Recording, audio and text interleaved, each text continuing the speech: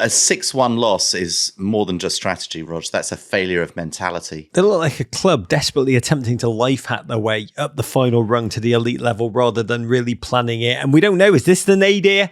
There's Manchester United coming on Thursday. There's Liverpool at the weekend. It can still get worse. From the Men in Blazers studios in the crap part of Bedford and from the crap part of West Hollywood, California, it's the Men in Blazers video podcast presented by the GFOPs at Camarena, the Most Awarded Tequila. Oh, we back. Like the New York Knicks. How you doing, Dave? I'm doing so well. Wow, how wonderful.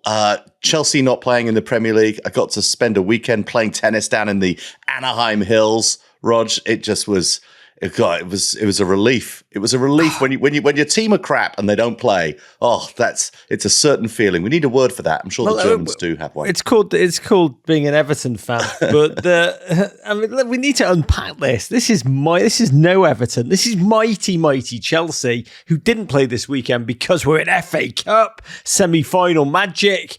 And it did almost feel like respite. I mean, this is a Chelsea who are suddenly limping, flailing, soiled themselves. Suddenly limping, flailing, and soiled themselves. We've been limping, flailing, and soiling ourselves all season, mate. It's only been 10 months. It's only been 10 months of clearly wonder. And Champions League, that was the last burning ember of hope on the season, soiled themselves. Ended with Madrid literally walking the ball into the net. Season over for your mob. Let's not get rational and talk about that huge financial dent in next year's budget for the no Champions League qualification revenue. The raft of players that are now going to be flogged. Burley giving team talks for reals. Lots of rumours rampaging. And I got to ask you, seriously, no league game.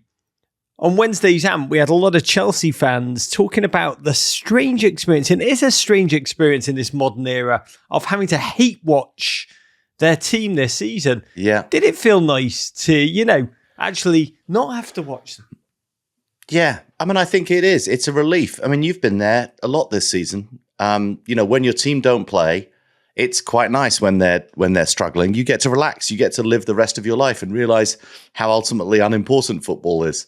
I do like the idea that it's just like putting aside the rational stuff of the massive multi 9-figure dent into their financials for next year, which of course Todd Boehly's going to amortize. He's going to amortize the dent. He's going to amortize the pain. He's going to amortize the limp. He's going to amortize the soiling himself. So yeah, but it is a relief. God, if someone could amortize the soiling yourself, that is like the new ShamWow. That is an infomercial I would press buy on. But we've got to also talk about the new era. We are entering a new Chelsea era. We don't know quite who right now on the new manager tip.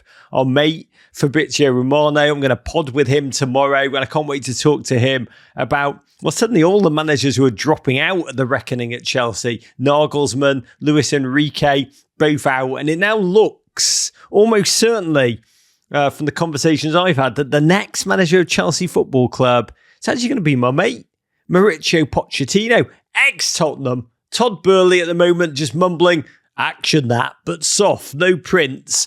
What do you think of it all? Former Spurs man coming back to save the day.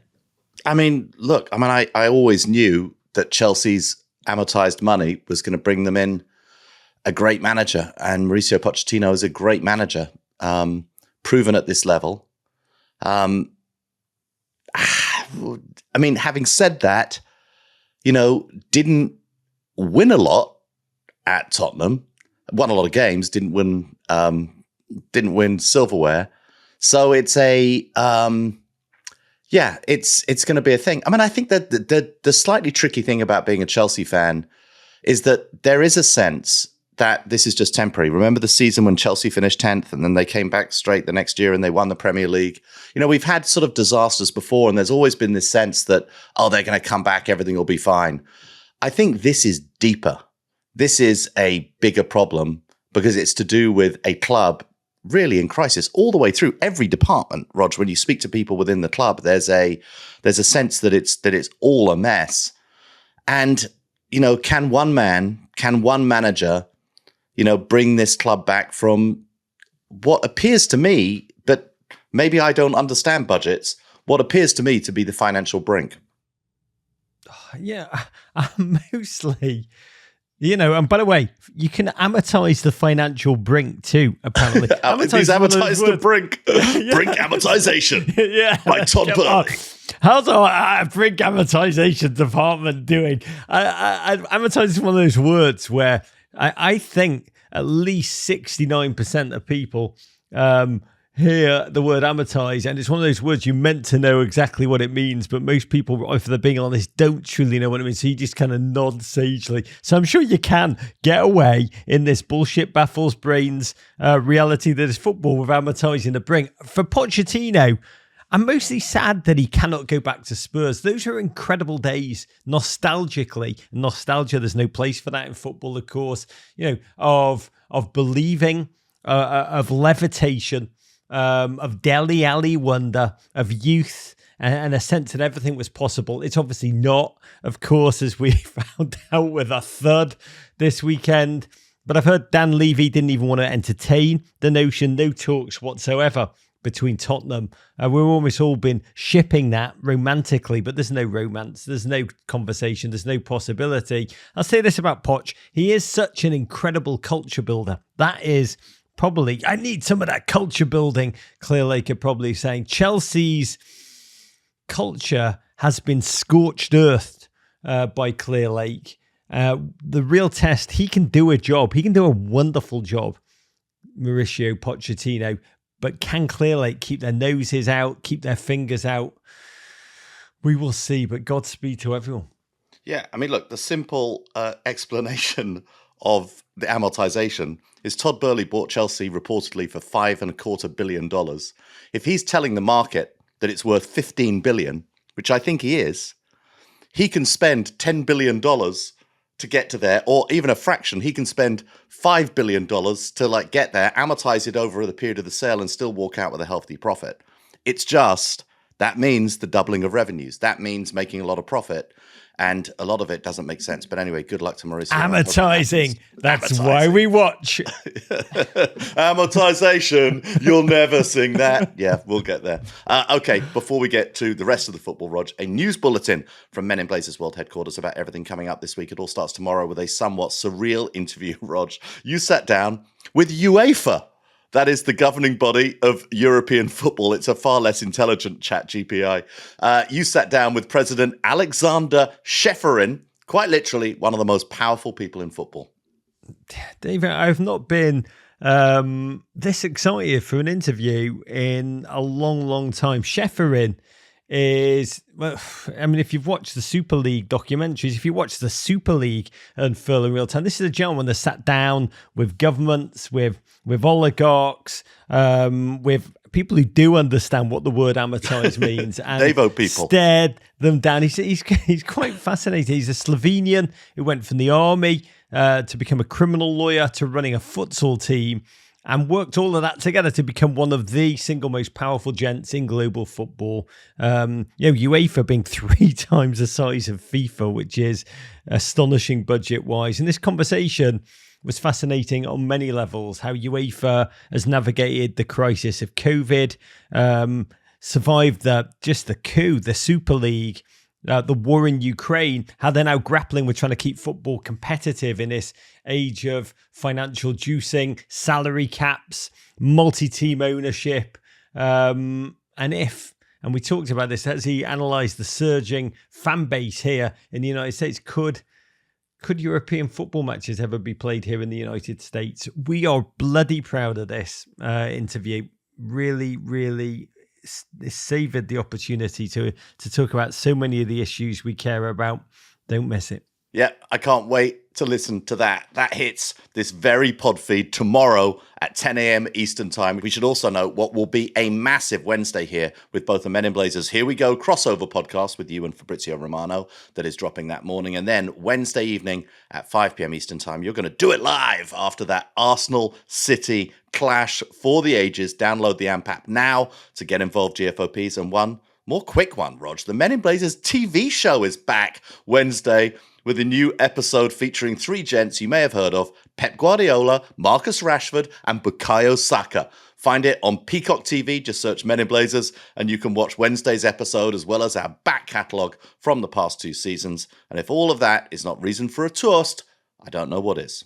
Oh, mate, I want to raise a third first Bud Light of the day to Wrexham Football Club, who on Saturday, in a win heard all around the world before a boisterous crowd of 10,000 there in North Wales, became champions of the National League with a 3-1 win over Boreham Wood, winning promotion to the big leagues. Yes, League Two, the equivalent of single A baseball, but really a massive symbolic step. It's the first tier of pro football in the English leagues. It is an enormous day for that town, for that entire region, beautiful North Wales, which has been so unbelievably hard hit by the collapse of the coal industry and lifted up by Ryan Reynolds and Rob McElhenney, who've turned the town, essentially this town which is like Bethlehem, PA, I think is the best way of describing it to an American equivalent, into Hollywood East. Paul Rudd, one of the directing Russo brothers, are all there in the box watching. And you have to know just how surreal this all is. This area has been discarded, kind of post-Thatcher, politically, economically in the post-industrial era. Club was on its knees post-COVID. And what I admire so much about Reynolds and McElhenney is that they've kept the spotlight on the proud town in such a thoughtful, joyous, humble way. And on Saturday, you watched it, you watched them, you watched the club, you watched the town, you were aware, and they were aware they were making collective memories for generations. Just watch if you haven't seen it. Their class in their post-match interviews, in which, and I will say, so many American owners of Premier League teams could learn from their empathy, their understanding of the crucial role. To say the least, yes. Yeah, the crucial role that British football clubs play in the fabric of their local communities. Yeah. Godspeed to them. Godspeed to Welcome to Wrexham Season 2. Dallas Cowboys prepare to move over. I do believe Wrexham very soon will really be America's team. And at the same time, they have at least tripled the revenues of that club, maybe quadrupled or quintupled the revenues of that club. It's been I would love them to take over Everton Football Club. By the way, thank you to all of you. The one I picked out was GFOP and Butter. I got this from hundreds of human beings. And Butter tweeted, "Can't be the only one excited about the League One showdown between Wrexham and Everton at Bramley Moor Dock in 2025, right?" God, I already fear that game, David. We're going to get mashed. Okay, to the FA Cup. Well, but you don't have to watch it. You can save it till they put it on the TV show, Rog. So you can. We won't tell you what the result is on the pod. To the FA Cup. It'll be a speed bump. It'll just be in the montage where they rip off 3 points after 3 points, goals flying in. Oh my God. Tony Hibbert will just be not able to keep up with Paul Mullen. He'll be back playing for us. Seamus will be playing striker. It's going to be, that's our future. I can't wait. I'll take a look at Seamus up front. To the FA Cup semi-finals, Rog, we're after a scoreless 120 minutes of football at a very slow-pitch Wembley. Manchester United defeated Brighton on penalties to reach their second cup final of the season. After a pedestrian affair at a rain-lashed Wembley, the game bled into penalties where the first 12 takers were perfect from the spot, but Brighton's Solly March stepped up, sent one way over the bar into Fatboy Slim's back garden, leaving the door open for Victor Lindelof to hammer home the winner after having already claimed a Carabao this season. Erik ten Hag is now chasing a domestic cup double in his first season in charge. Clash of storylines and football fortunes. United, this massive heavyweight club, desperate to win, desperate to restore the optics, at least, of forward momentum in this season of transition in which their team are ground down and exhausted, facing up to an upwardly mobile pretender, deeply intelligent, a wonder club. Brighton, probably slight favourites in this before kickoff. And for United, hard to believe, the Carabao victory was 8 weeks ago, just 8 weeks ago. And it felt then like a turning point. We all talked about how this was going to insert the winning DNA into the club. Instead, they arrived here in a very different place mentally, buckling almost as the games come thick and fast at the end of the season. Their injuries have worn down the squad. This is their 53rd game of the season, more than any other Premier League team by some distance. And they'd arrived after a crushing defeat, humiliation, self-destruction in the Europa League against Sevilla. Brighton now, delirious, fizzing towards their best finish in club history. Such a joy. I think the best way of describing them, Davo, Jonathan Liu and The Guardian summed them up well. Underdogs Brighton, triumphing in the most rigged casino game of it all. Brighton opened in the most Brighton way. Old United boy Danny Welbeck leading the line and in the place of dashed, injured Evan Ferguson, buzzing around with collective force of will. And United tried to assert themselves. Injuries, suspensions to centre-backs meant Luke Shaw had to play alongside Lindelof in this one. And their brightest spot, Bruno Fernandes, and I'm fascinated with him. Davo, he minds crevices of spaces when not electing to fractiously kind of moan for free kicks and just work the referee in the most craven way. In those Looney Tune cartoons, all human beings were meant to have like a devil and an angel on their shoulders, constantly negotiating everything. Bruno, I've realised, he kind of runs around the field with the ability to destroy teams single-handedly with just majestic moments of football on one shoulder and a desperate desire to fling himself on the floor in agony, clutching his face when he'd only been brushed on the shoulder by an opponent. He's befuddling. Yeah, well, but in any artist, the dark arts, the darkness also tends to reside. But you're so right, and I feel like Bruno, because of those dark arts and because of that sort of attitude, and what my mum would have called just his face, I don't think he gets quite as much. I don't think he gets quite as much respect for the quality of his football as he deserves because of he's got his a face. very interesting face. He does. How would you describe it? There's a childish quality to it. There's also like it's as if a baby had a baby with a rat. Yeah, it just looks like someone shook his face as a baby and just like shook it really hard back and forth and then left it, and it didn't go back into its original position. It's just it just is permanently painted a little bit sad, a little bit angry, a little bit unhappy with his lot in life. That's you what just I see described me, but brighten up their intensity. No, that's you inside. It's not your face, Rog. Your face radiates joy.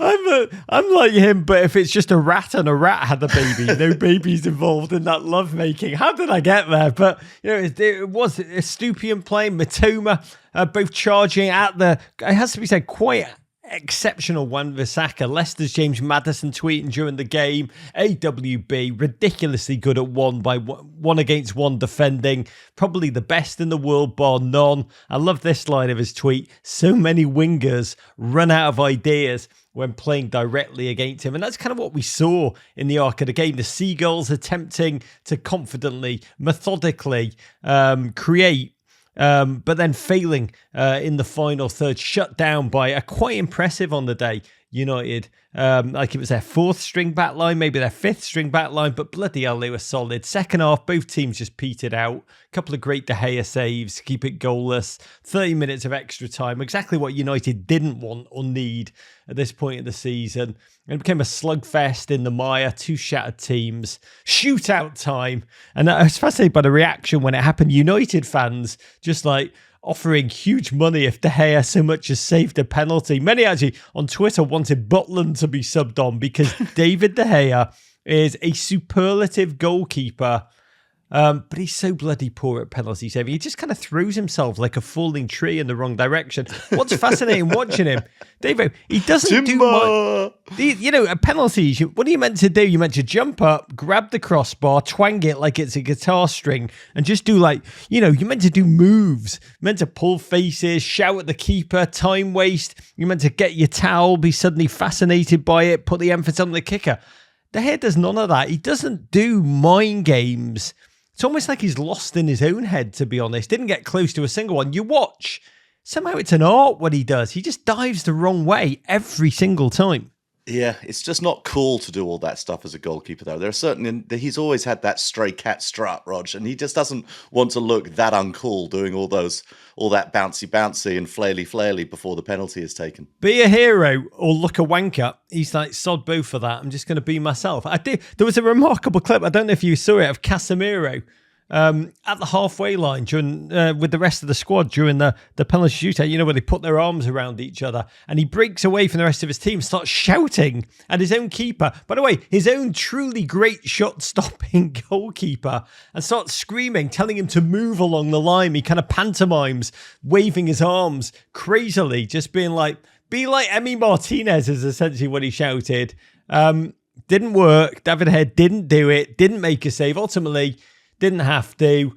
The fifth Brighton kick, Solly Marsh, a gent who's been at the club since he was 17 in the Championship, just a talisman of that side, got completely under the ball. Just, I think the technical term, is it, Dave? Is it caning it over the bar?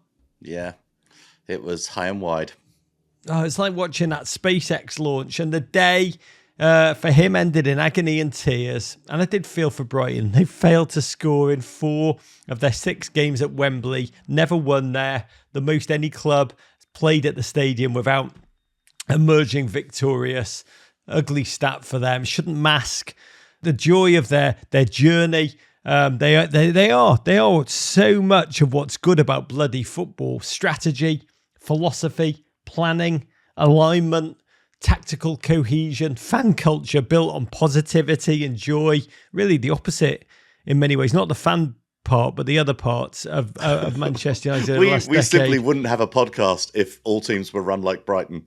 God, I mean, it's amazing. I mean, they hold the beacon that football can be about more than just money. It can't, obviously, but they hold the potential. United, what was amazing in this moment, started celebrating on the sideline.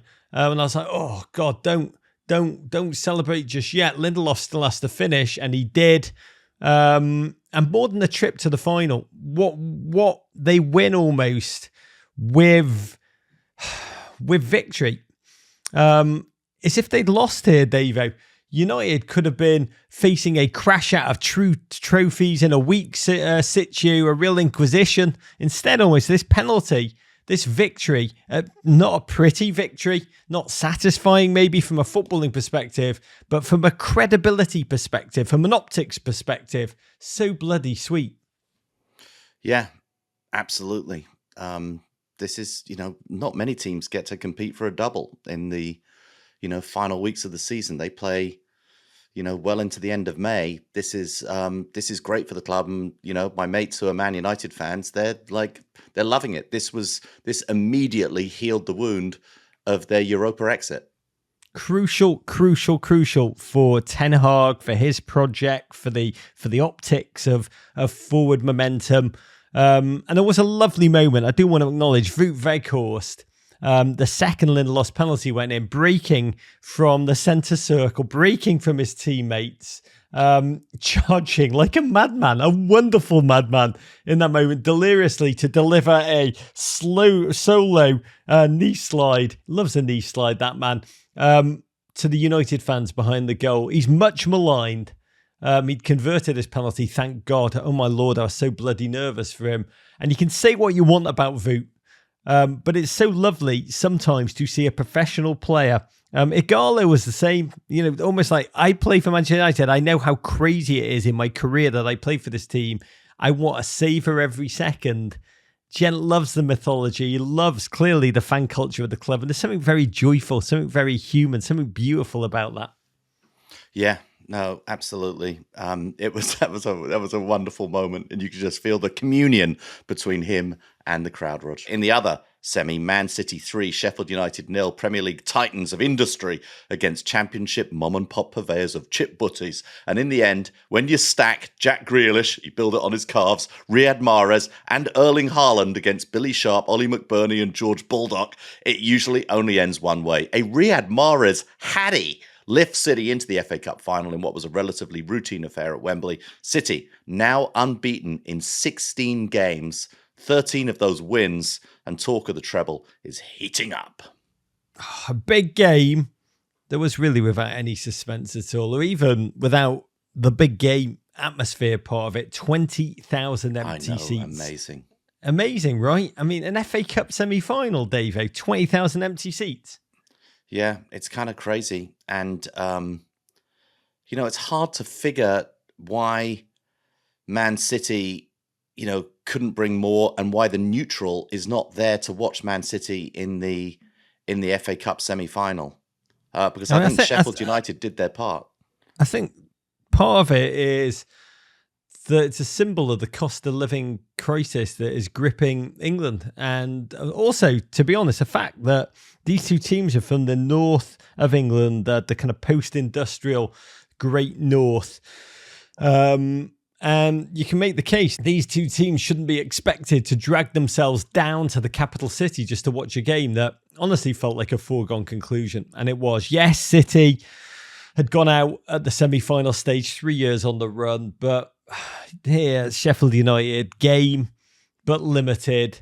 Never truly felt like they believed they could win. Yeah, they had the chance early, but after that, they only had the subtle pleasure of keeping Haaland in his Wembley debut scoreless. City held them under siege, and on 41 minutes, just when it started to feel like, my lord, maybe Sheffield United could get to half-time goalless, Jefferson, tired of mind, tired of body, took a rash swipe at Bernardo Silva in the box, clear as day penalty, all of that hard work undone, and Mahrez, not Haaland, after his midweek master blaster over the bar, took the penalty, which was a gift, and buried it. Another City player having a stealth great season. That was his 13th all comps. We didn't have to wait longer for more, because second half, he killed off the tie. The second goal, Davo. Oh, wow. It was amazing.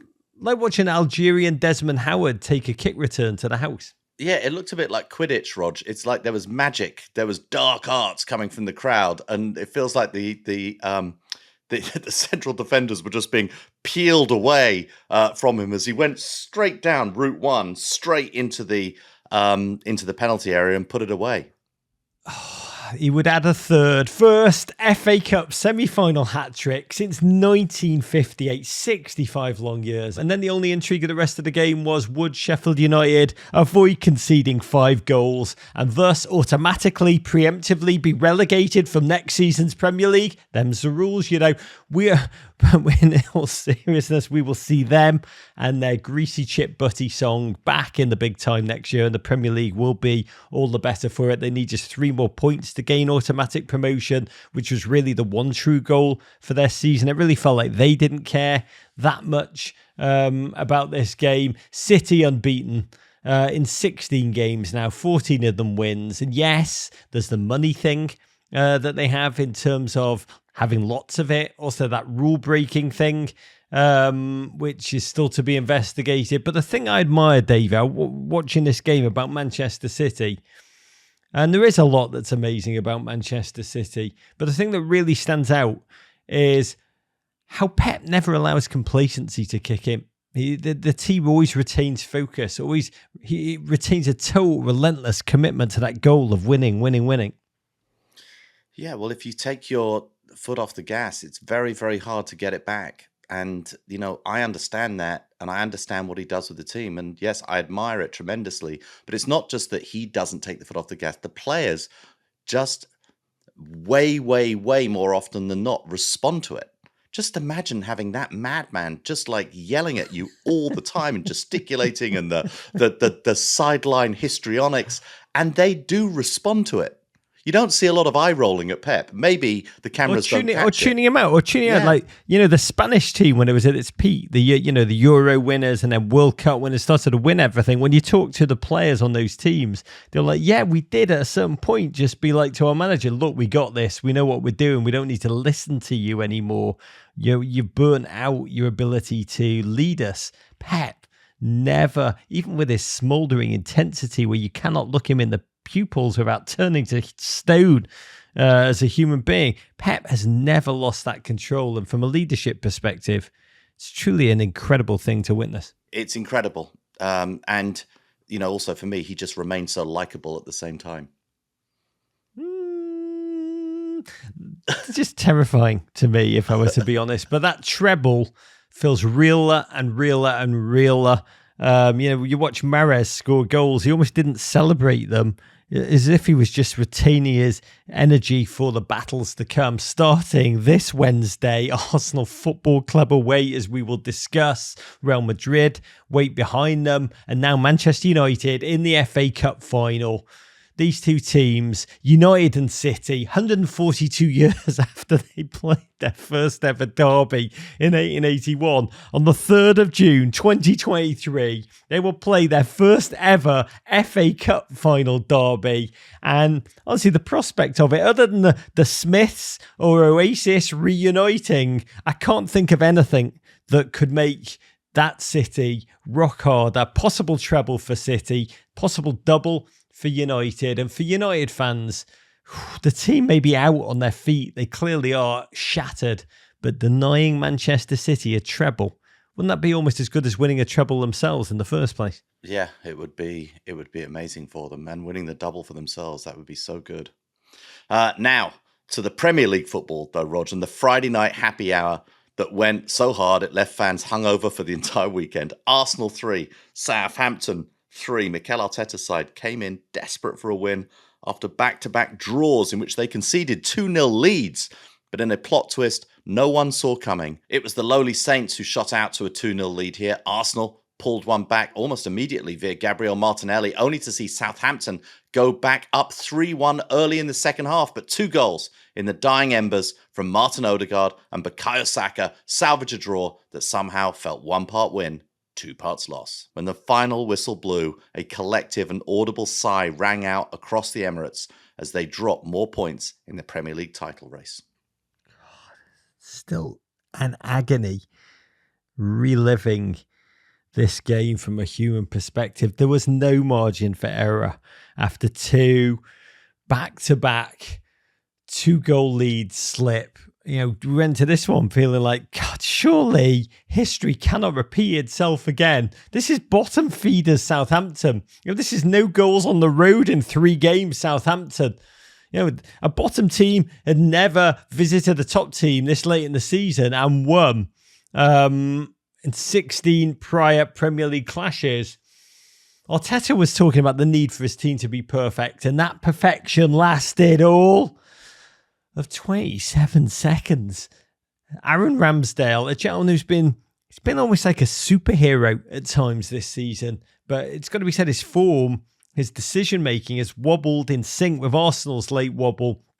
Tried to play a pass out the back to Zinchenko, and he just went full on David De Gea, hit it right to Alcaraz on the edge of the area, and credit Alcaraz, he pounced like a predator, he whipped that ball through a flailing, despairing Ramsdale, and I was both shocked. Puny Southampton, league-leading Arsenal, but I was also not surprised, Davo. I mean, this implosion over the course of the last month, I was trying to put a positive spin on it. It was like, maybe Arsenal were just determined not to let a 2-0 lead slip this week. Yeah, it's amazing. I mean, what Sir Alex Ferguson, former Man United manager, one of the greats for new listeners to podcast, the new listeners, new followers of the Premier League, he would call this run at the end of the season squeaky bum time. And this was a squeaky bum time mistake from Aaron Ramsdale. Something he wouldn't have done at any other point in the season. Something Matt Turner wouldn't have done. But how would Arsenal respond? That was the key. And God bless, as Southampton tried to hurry and pounce, Arsenal played with vigour and a directness. Yes, they lacked the precision that we're accustomed to seeing.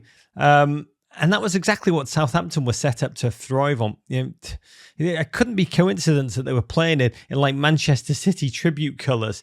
And Arsenal had the will, but none of the calibration. They ran at Southampton, but Southampton were poised. And then Arsenal coughed up the ball. Saliba-less Arsenal exposed. Alvarez just sensing the moment, slipped an inch-perfect ball behind a suddenly terrified, leaden-footed Gabriel onto just the rising, rushing.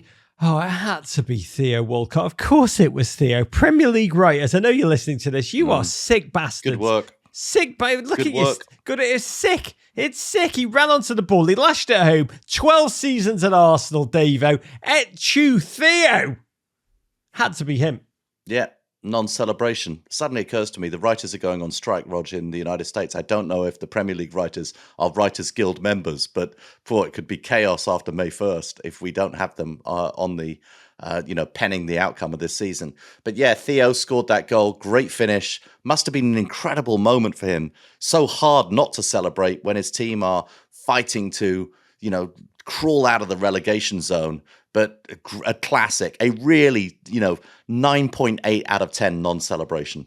God, it was agonizing for me. So I found this game, I had no real, emotional, who am I kidding? I mean, there's so much bloody emotion in this. And this was an agony. So it's just like witnessing 11 men drown and just realizing it was impossible to do anything to help them. Saliba-less. That backline suddenly a vulnerable, flimsy thing in key moments around Xhaka, Vieira, not just Leicester himself, but makes those around him seem over-anxious too. You saw in that moment, Zinchenko got every single Arsenal outfield player in a circle around them, gave him a real talking to, tried to raise morale, feel a pulse, extraordinary leadership in a moment of true chaos. And you could see the panic in the Arsenal players' eyes. And it works. Zinchenko himself got Arsenal back into the game, released Saka, thrashed a brilliant ball across, and Martinelli, moving away from goal, made his body geometrically perfect, lashed home, 8 in the last 10 for him. Suddenly, Southampton's turn to huddle. James Ward-Prowse pulling his troops in to circle as Arsenal ratchet up the pressure. And second half, Southampton at halftime hooked the brilliant Alcaraz, lacked the out ball, just seemed to sit so deep, daring Arsenal to break them down. Arsenal, for their part, you could see the intent, the desire, you could also see the nerves, the adrenaline, the exhaustion of being hunted by a prey so powerful as City. Trossard came on. Davo, I just long for them to be able to bring on really what they needed. Trossard, fantastic footballer. They really needed the beauty of Olivier Giroud to come on and just bloody put himself about and finish, right? Yeah, they needed a sort of a B option at that point, without a doubt. And I found myself so insanely invested in this game, just shouting at the television, screaming at the players, cross or drive the ball. By the way, even as I shout at the television when I'm watching Arsenal, I do it a lot for Everton, and I think it helps. But for Arsenal, I am fully aware of the ridiculosity of me telling Saka what to do on the ball. It is lols. I admit that. But Southampton felt like they're retreating to their shell. They were barely hanging on in moments. Arsenal, that comeback, I felt like, would it be 2-2 the final score? Will it be 3-2 Arsenal? That's all I felt for a spell. It was like watching one of those Japanese game shows where 100 small children in a swarming pack play against 2 professional footballers and just mob around them. Instead, sucker punch with the first real Southampton attack of the second half. Yeah, from the corner. They found a way to a score, and actually a great near post flick and a great far post finish. It was excellent football. And of course, a guy that never scored, Chaleta Sarr, leapt like an angry giant over poor Zinchenko. Peter Drury screamed, "Is this the day it got away?" And I screamed, "It could always be worse, Arsenal fans. You could support Everton." And damn, the camera's cut to the Southampton supporters behind the goal, who just believed their team had grabbed a transformative 3 points, and they unleashed the Poznan as a tribute to Manchester City, now heavy title favourites. And there is a rule in football, though, Davo, which I realised even as I saw the joyous Poznan, should never Poznan too early. Yeah, they did Poznan too early, without a doubt. They did Poznan too early because, as you're right, the goal was against the run of play. It was a sucker punch, but Arsenal still felt to me like they could come back in and dominate the game, and I was still expecting them to win it, frankly, Rog. Arsenal threw on yesterday's hero, Eddie Nketiah, went to a front 5, desperate for 3 goals. A draw would do them no good. 88th minute, Ødegaard, great finish. Gave them a bit of an exclamation point. I was screaming, "Do it for Everton, Arsenal! Don't just think about yourselves!" And in the 90th minute, Reece Nelson, a low drive, Bazunu, who was fantastic in goal for Southampton, flung himself brilliantly to stop it, but Saka swept in on the rebound. Southampton out on their feet. And it wasn't over. 8 minutes of extra time, mostly for Bazzuno's time wasting, cardiac kid stuff. Trossard pings the bar. I've got to tell you, David, in that 8 minutes, I pissed myself. And not just a little bit. A lot. You didn't even try to stop it. Yeah, yes. No, it was an amazing finish to the game. Amazing finish. This was, the Friday night fixtures have never quite lit up the Premier League. It just feels like it hasn't quite worked. But this was a classic. If Friday night football ends up working, I think people will point back to this one. God, you watch those last 5 minutes again, and you're like, if Arsenal had played like that the whole bloody time, using their talent, their brains, their ability, they would have blown Southampton apart. But football is emotional, not rational. It's an art as much as it is a science. And at the final whistle, just dejection gripped the whole stadium. Every Arsenal player just dropped to the turf. The agony of a rally just too short. The thought that the title dreams had gone like a blue check mark as Peter Drury freestyled his poetry. The end! Make sense of that! Where on earth are we now? A night of dismay, a night of hope, lost and restored, a night of salvation. God, how does he do this, David? A night of despair. How does he do this? I mean, curiously, at the end of it, we are where we started, but you saw the somber gazes of players, the feeling of death rattle becoming ever more audible. Arteta looked ghostly. So did Southampton, by the way, because a point for them was no good at all. Their manager, Sellers, also looked dead. No use to him, that point.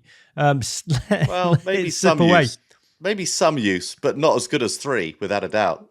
Yeah, but for Arsenal, David, that life force seeping, the agony, that the challenge ultimately was themselves, basic errors, self-inflicted wounds, that will be an eternal agony. I mean, how do you handicap it, David? Down the stretch, title leaders, 3 straight draws. Even St. Totteringham's day was achieved, but even that felt like empty calories. Just, they still have a 10-game unbeaten run, but it all feels suddenly only darkness. Yeah, look, as a neutral, I think that what this is going to come down to, which has not happened for a very, very long time, is that this game, midweek, against Man City at the Etihad, is going to be sort of like the Premier League Cup. You feel like the winner of that game is going to end up winning the Premier League. And I think if Arsenal want to be champions, if Arsenal, I would even say somewhere between want and deserve to be champions, they're going to have to go up there to Man City and they're going to have to find a way to win. A draw may be enough, but I don't think it is. I think they've got to go in and win that game in order to win the Premier League. And they're good enough to do it. They are good enough to do it. Let's talk about it. Because after the game, Arteta actually sounded really like Thomas Tuchel after being smashed by Manchester City. He said something of like, I love my players more than ever. They are now 5 points ahead of Manchester City. Manchester City have 2 games in hand and a massive goal difference. To me, the Arsenal players are going to go to sleep on Tuesday night, if they sleep at all, hearing the hooves of the 4 horsemen of the apocalypse hunting them down. City honestly feel less opponents. They feel more like Arsenal's executioners. Just I picture this game like the Death Star just obliterating all the Ewoks on the planet of Endor. It's the biggest game of the season coming up for Arsenal at the worst time for them, when they're most vulnerable, the worst run or one of the worst runs that the league leaders ever had this late in the season. Davo, can you really glimpse away? I hope the answer is yes. Can you really glimpse away that Arsenal can emerge from City with all 3 points? Absolutely. Arsenal have enough talent to score to push Manchester City's defence back. And I think if Arsenal get that first goal, I think if they go a goal down, I don't think they're going to win it. But if they get the first goal, I think they've got a very, very good chance. Gabriel Jesus attempted to put a confident gloss. He said, if you want to be champions, we have to go there and win the game. Agreed. That is all. But by the way, you look at the games they've got coming up after that. Chelsea, Newcastle, Brighton, then Forest. And I read those games and I'm like, oh my God, if Arsenal only end up with a Europa place after this, I'm going to stop watching this game. A smarter word from a GFOP at Ted Yerzak, put it in perspective. Top four was always the goal. Thin squad, injuries. We've overachieved. Amazing season. City's second team would be top four. Liverpool fans can no doubt relate. At Boring Peppers, another great comment. It feels like the title's slipping away, and I feel positive, strangely. The courage, the tenacity of such a young team. I wanted to see them be defiant, and that's what this team is. They'll die with their boots on, and that's the Arsenal I was desperate to see again. One last note. Beautiful moment from the weekend. Evan Gershkovich, the Wall Street Journal journalist who's been imprisoned in Russia in the most awful way. He's an enormous Arsenal fan. We talked about that before on the pod. And on Friday afternoon, Arsenal fans held up a banner demanding his freedom, a fan base supporting one of their own. And a reminder, honestly, as I watched that we should never take the freedom to do the simple things, like watching the team we love play football, whatever the result, for granted. Free Evan.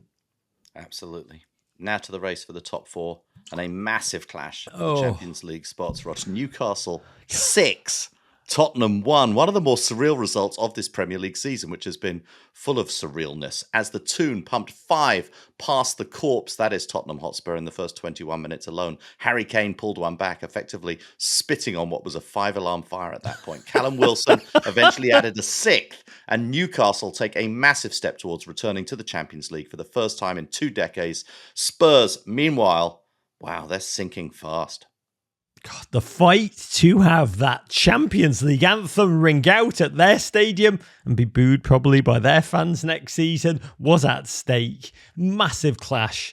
All that Champions League money up for grabs. That money would be transformative for Newcastle and crucial for self-harming Spurs. This Spurs team who going into it felt like a team of moments and perpetual unfulfilled aspiration. The ultimate shoots and ladders team. Both teams' seasons on the line. And it was crazy going into this one. Interim manager Stellini went into his big book of high-risk tactical gambles, decided, you know what? I'm gonna change the system. And so for the first time since January 2023,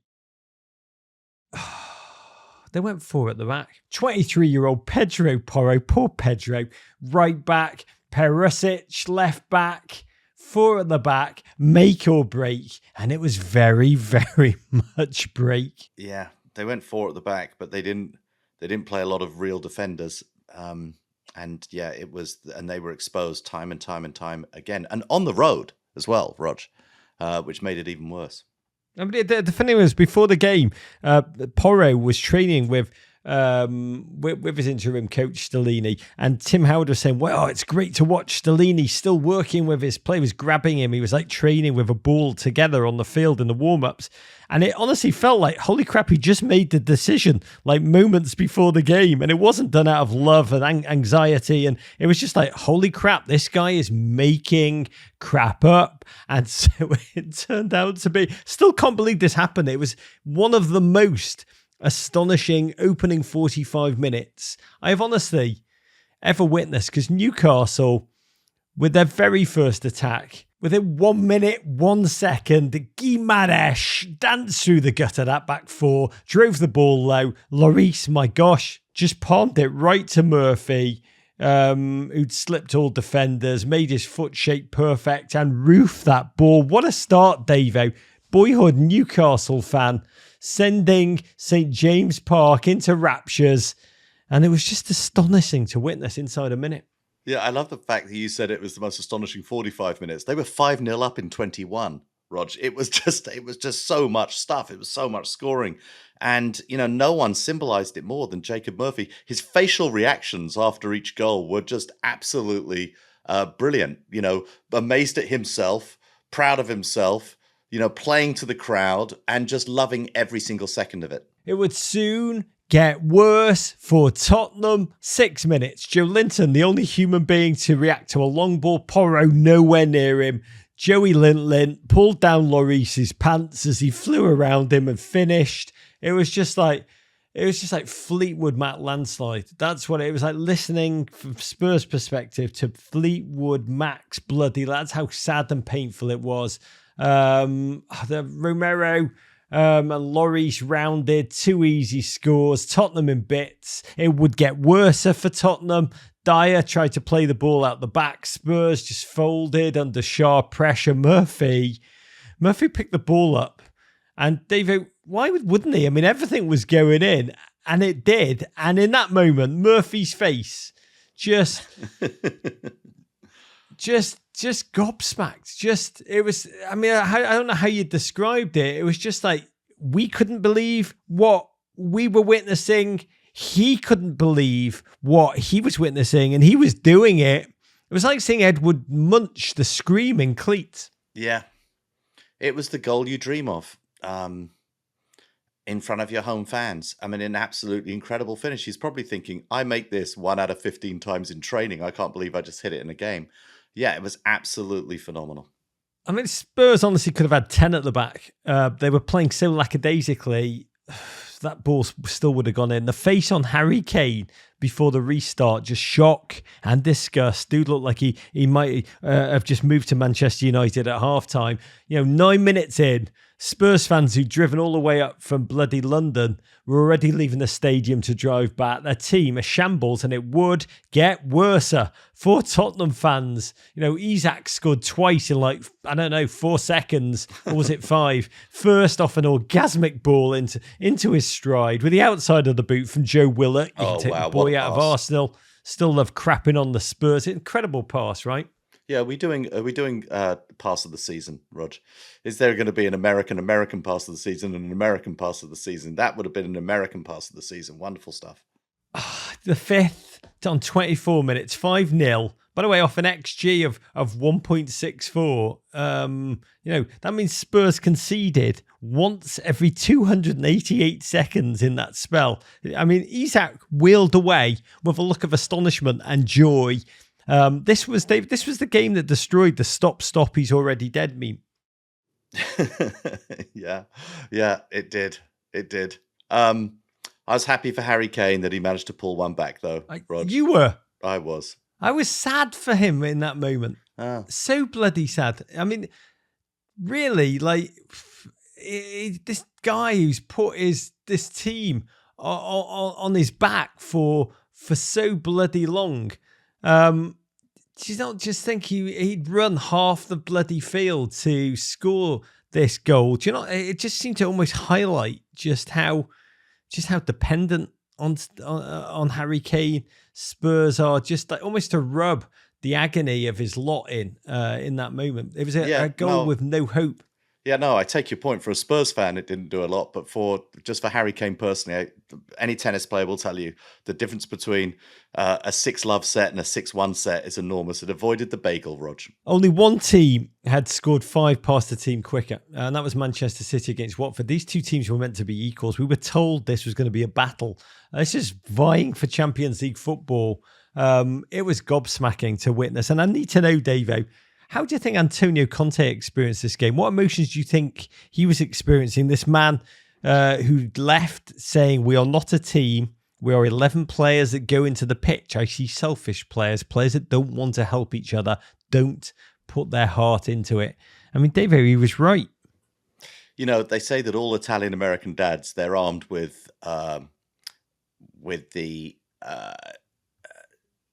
that 4-word phrase that sort of cuts everyone apart, which is, but what do I know? But what do I know? Which is when they always think they know and they always think they've got it right. When anything bad happens, but what do I know?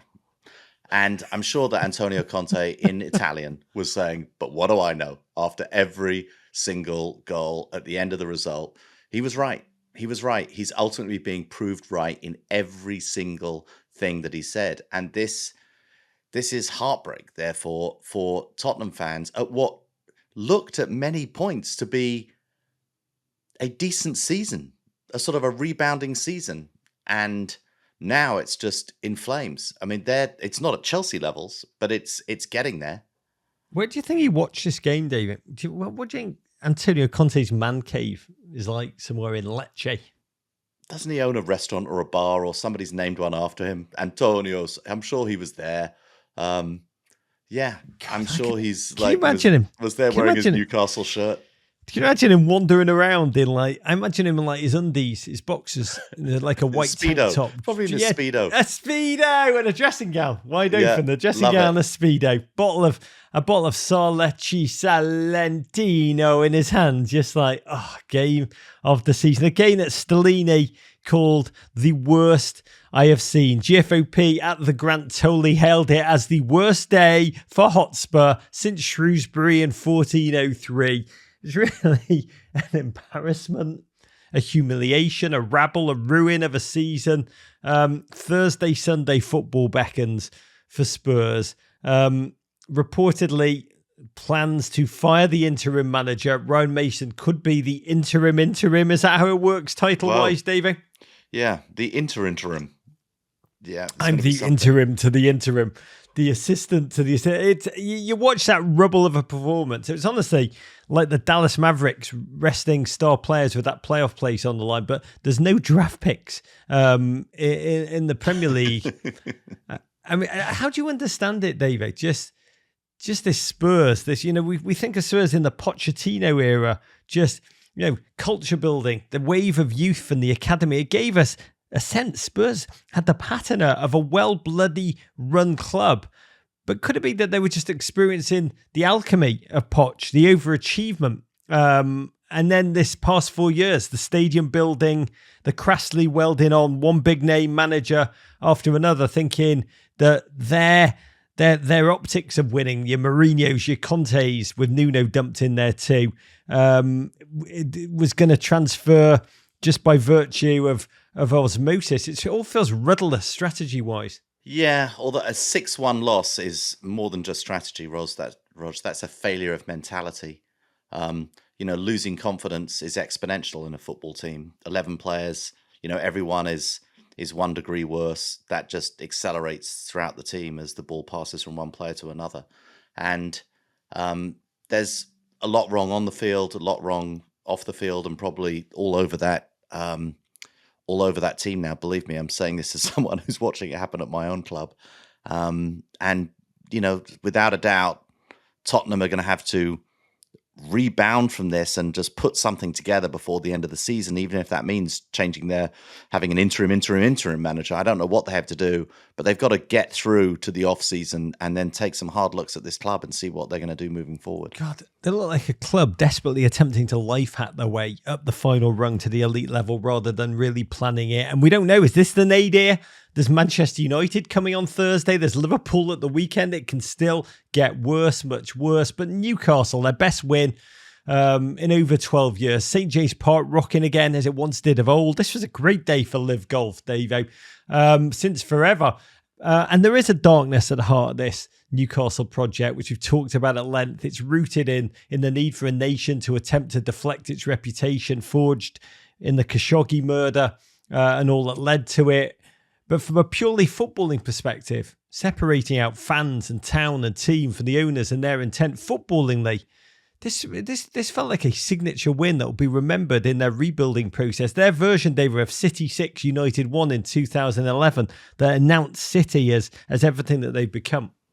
Yeah, this, make no mistake, this is a very, very good football team, and look like they could get better. And, there's no one wants to finish third, fourth. Newcastle and their owners, no doubt, have eyes on the prize, have eyes on winning silverware. And Newcastle, they have the building blocks to go and do this. And sometimes you need the propulsion of results like this, of these just amazing feeling, that sense memory of what it felt like.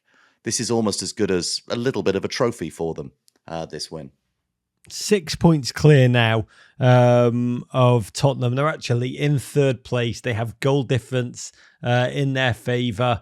And Everton next. Anthony Gordon's first and only ever career hat-trick guaranteed. Arsenal still have to go up to Newcastle. Yeah, I know. Arsenal will have looked on, at their St. Totteringham's Day rival being pantsed. And instead of enjoying it, they will have been like, oh my God, good God. And watching one of my kids, Oz, the little one, Davo asked me, he asked this seriously, tweeted this out. He said, Dad, do you think Wrexham or Spurs are more likely to win the Premier League? And I don't know how to answer. Yeah. Yeah, it's a very, very good question. Still think it's a few promotions for Wrexham that they're going to need.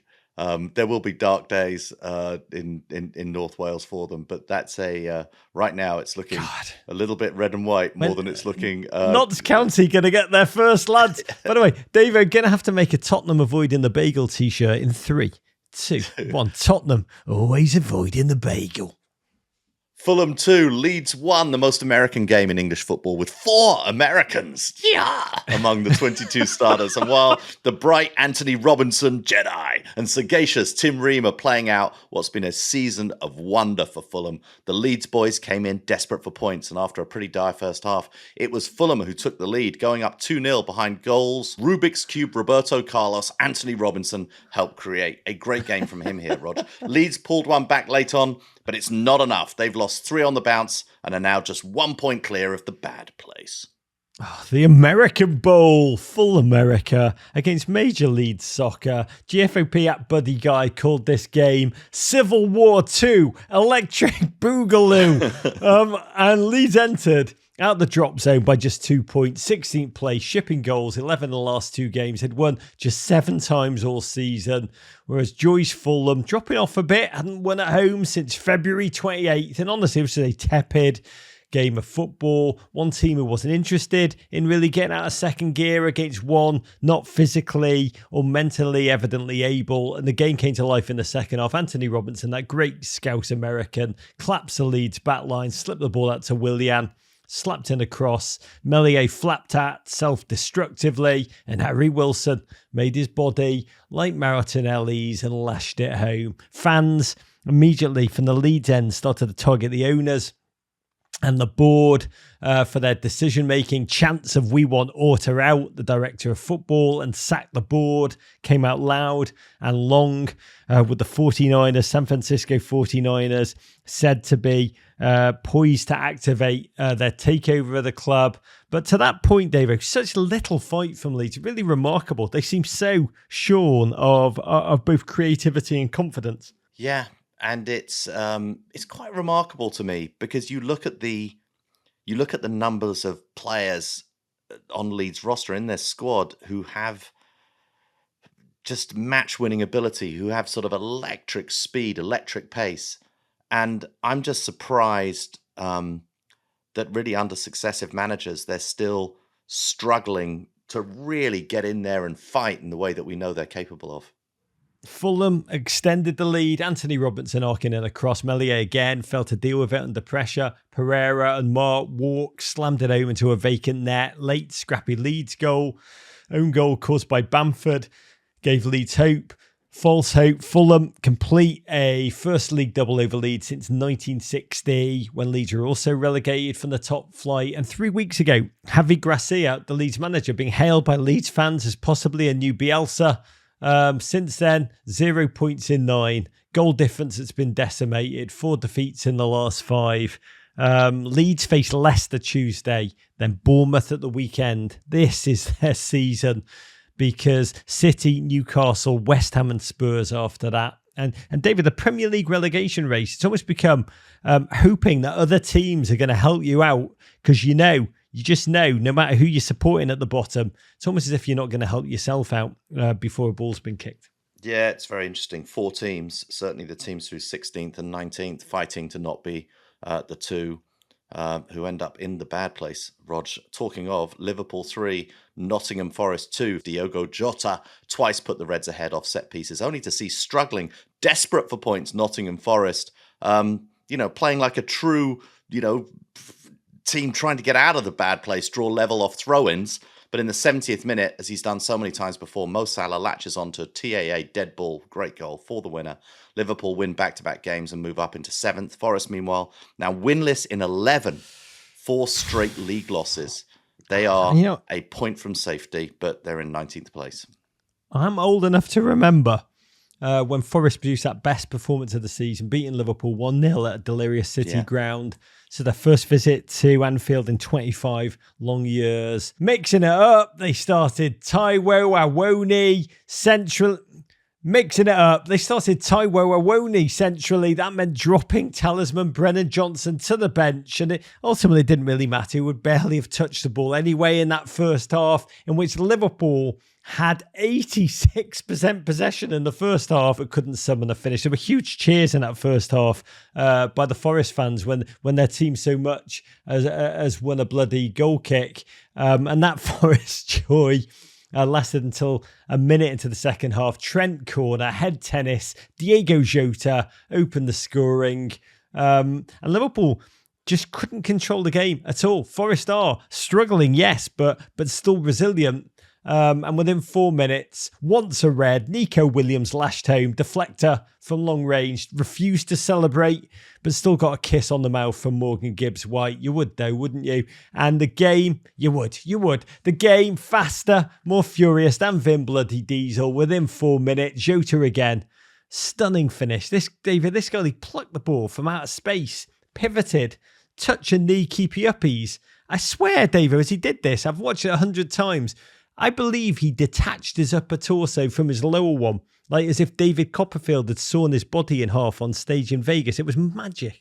Yeah, sometimes when I'm watching elite players warm up before games when I'm in stadium, I can't believe that we don't see more goals like this, because they're able to keep the ball up, run with it, jog with it, hit perfect passes, receive it, keep it up, nudge it off their shoulder onto their knee, onto their both feet, and perhaps a chest in the middle of all of that. And this was one of those goals that delivered on that promise. And it was absolutely great to watch. And seeing Diogo Jota being back for Liverpool, Reds fans must be loving every second of it. Gent had not scored in 32 games. He now had 4 in 2. But again, Liverpool could not help but buckle to the most basic rudimentary attack. The long throw. Credit, I don't know why more teams don't do this. Credit Morgan Gibbs-White, kept his eye on the ball, looped down off Big Verge's panicked half clearance, bludgeoned it home again for a little deflecto. Really an exclamation point finish. There was like a kick in the down belows, even for me, because watching Everton cheering for Liverpool, that is what it has come to for me. That's who I am now. And how we dance, both Reds and Blues. Another set piece goal, 3rd on the day, rhythm of the game. Mo Salah getting ahead of his defender to stab home yet another delicious Trent Alexander-Arnold free kick in that new hybrid midfield role. We've been begging for it. He's delivering. Trent, 4 assists in his last 3 games. More assists he's had in the rest of the season. Davo, Trent Alexander-Arnold, he is risen. Yeah, playing great football. He's had his position moved around. He's been given a bit more freedom to drift inside, and this seems to have gotten his assist game back. And that delivery to Mo Salah for the winner was absolutely superb. Credit Forest. They never dropped their heads. Finished with 5 attacking players, flinging long throw after long throw at a fairly rattled Liverpool backline. They held on. 100th home league win of Jurgen Klopp's reign. Back-to-back wins against relegation battlers. Thank you. Front 9 now looking lean and hungry. Jota clinical. Luis Diaz back. Liverpool now 6, thinking late charge to Europe. 9 points off 4th may be a bridge too far. But with Tottenham and Aston Villa among 4 remaining home games to come, you're saying there's a chance. For Forest, poor Steve Cooper, as close as his team came, and they came very close. They remain winless in 11, still in that relegation bun fight. But of all of them there, that team, they do appear to have the greatest tenacity, the most fight, which they've just got to convert into points. Absolutely. Brentford 1. Aston Villa 1, a game that proves late onset curse of Rog may be a thing as Unai Emery's mob drop points for the first time in 5 games after your interview with the Spaniard hit the Men in Blazers YouTube channel last Wednesday. However, even after trailing to a 65th minute Ivan Toney goal, what a striker, and looking a little sluggish throughout, the Villains were able to summon an 87th minute equaliser via Douglas Luiz. They're in 5th, just 2 points off Spurs in 6th place. Ivan Toney, fine finish, clipping him with a nutmeg of the goalie from an acute back post angle. Won the tabloid media's Battle of England strikers against Ollie Watkins. Failed to score in an away game for the first time since January the 21st. And yes, Villa's winning run is over, but they were really the fighters in this one down the stretch. Douglas Luiz's late 87th minute equaliser, maintaining my mate Unai Emery's quite fantastic record of having his team score in each one of the 19 games he's been in charge. For me, stealth manager of the season. Bournemouth 0, West Ham 4. The Cherries get moised as the Irons absolutely smash Gary O'Neill's mob on the South Coast. Oh, getting moist. It tastes like iron brew, Rog. Goals from Mikel Antonio, Lucas Paqueta, Declan Rice, and a Pablo Fornal scorpion kick that was a bit like an Olivier Giroud cover band in that if you've had enough beers, they look like exactly the same thing. West Ham have now claimed 7 of the last 9 points on offer. They're up to 34 points on the season in 13th place. And after facing must-win game after must-win game, David Moyes is the dog in that everything's fine meme. But when he says it, it's actually true. God, it's a childhood dream of mine to be Moyes, David. Yeah, you'd love it. Oh, please, yeah, Moyes. Moyes me. Moyes it's a fantasy. It's a fantasy. It's the only fetish I've got. I'd love being moised. But what a difference a week makes. Fighting back from 2 goals down against a seemingly rampant Arsenal. Then that dizzying 4-1 win against mighty Ghent on Thursday. A European semi-final, beckoning, albeit the Europa Conference League variety. And now this, the best performance for me of West Ham's season, mauling Bournemouth on the road, racking up 10 goals in the course of those 3 games. Season of staring into the abyss suddenly feels totally transformed by this 4-game undefeated run and the team up to the heady heights of mid-table as the fan base greeted a Declan Rice goal by chanting 6 more years. Got to savour Pablo Fornals delivering a magnificent scorpion kick. One, he only got the slightest contact on it, but it looks great in a still photo that will now no doubt be sold in the club shop. Hammers suddenly up to 13th, 6 points clear of doom. And I can only look on jealously as the West Ham fans ended the game by singing at Bournemouth players, "Are you Tottenham in disguise?" David Moyes will not be there next season, but by winning that European Cup, there could not be a more beautiful Vikings funeral. Leicester 2, Wolves 1. The Foxes' first win in 10 games in all comps as they attempt to haul themselves out of the relegation dumpster fire, and they had to come from behind to do it, Rog. The visitors from the Black Country took a 1-0 lead on 13 minutes when Mateus Cunha drove one home from the top of the box, but a 37th minute Jamie Vardy earned Kelechi Iheanacho converted penalty, and a Timothy Castagna winner 15 minutes from time lifts them into Premier League safety on goal difference. Oh, this must have broken your heart, Rog. It put a black cloud over the sunny ray of the weekend. No, I'm kidding. There was never a sunny ray. It was bloody rainstorming in my life for 48 hours because this was an enormous result for meant to be free fall in Leicester. Came from behind, did it without James Maddison out of illness, won for the first time since smashing Spurs Feb 11th. Out of the relegation zone, Soyuncu looks reborn, holding down the back, and 3 points for Dean Smith, who hugged his coaching staff with an embrace of relief as much as glory.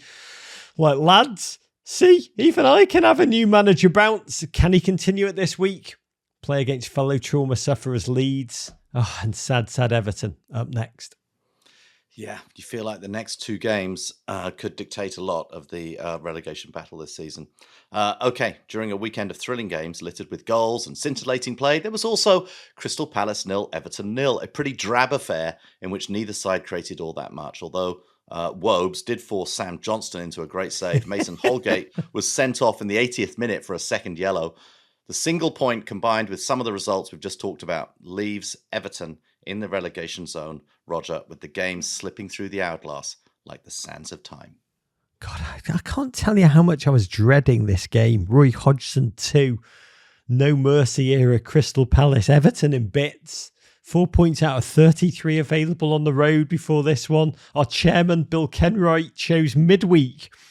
Ill-advised, ill-written, just self-destructive open letter in which he patronised fans who've been demonstrating against him.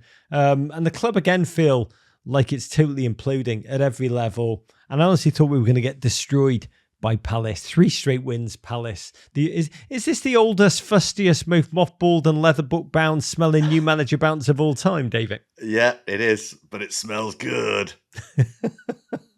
I love musty. No, my favourite musty is Robbie, but one slither of hope was DCL back for the first time since January 4th. So our Cologne game was up to 11. And just by virtue of the fact that he's living and breathing while playing at striker, he was an upgrade for Everton Football Club. This game, scrappy as crap. Palace fleetingly searing with an Ayew brother soaring as if he was part of Brazil's 1970 team. Everton huffed and puffed. Watching Everton, it's less, honestly, I've realised about expecting that your 11 men will play any kind of good football. It's more watching 11 men in the desperate desire to try and not utterly switch off. That is the coma that they are in collectively. It's a very peculiar viewing pleasure, one you get used to this deep into the season. By the way, switching off really won. And my Lord, it is so hard. I'm watching this 90 minutes. I actually felt really upset afterwards. The point was massive. But this was the game when I'm like, what am I doing? What am I doing? It's hard to try and find constructive things to do while you watch Everton. You're witnessing little. You're watching Mikalenko. This is what I tried to say. I said, what am I doing? And I said, you're watching little Mikalenko learn to play football before your eyes. That's nice. And then not learn particularly quickly. It is the Everton fans at this point, Davo, are the best things about this club. They sang the whole second half. Honestly, we don't deserve them. But it's 6 games left. Unbearable to watch. At this point, I find it hard to breathe watching Everton Football Club. You poor blues on the West Coast who get up at F o'clock in the morning to watch this macabre spectacle. Why do we do it, David? Well, you must have hope, Rog, because it's the hope that kills you, and I can feel this killing you. You must have hope. And, you haven't resigned yourself to relegation.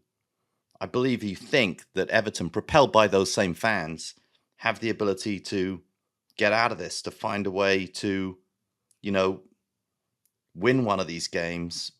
The Leicester City game, next Monday looms large. That is a huge fixture for them. The game at Wolves on May 20th, and maybe the last game of the season against Bournemouth on the 28th, Rog. There's hope.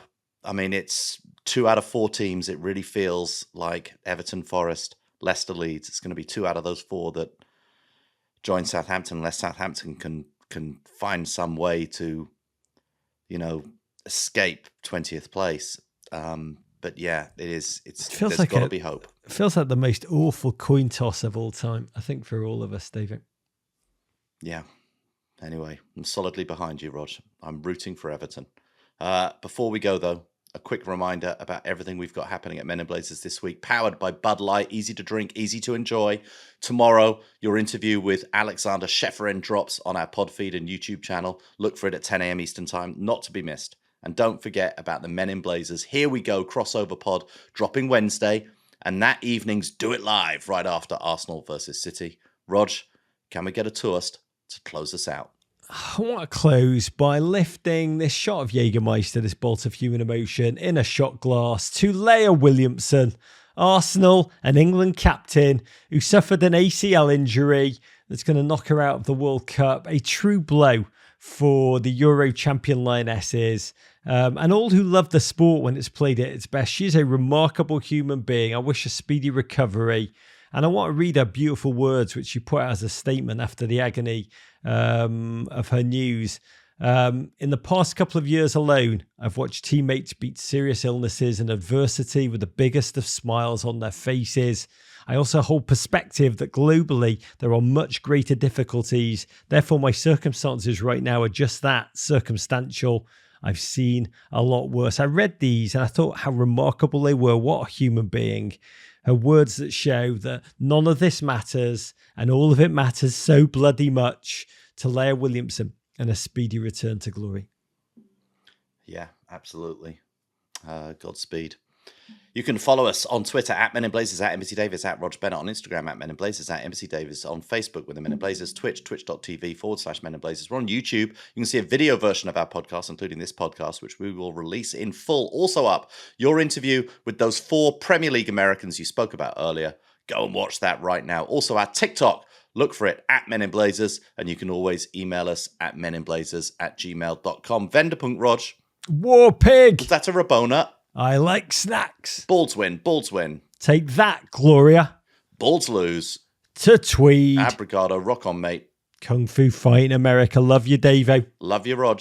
Oh, love you avoiding the bagel. Listen to the full version of this podcast and all our podcasts wherever you get your pods. But first, subscribe here for more Men in Blazers videos and courage.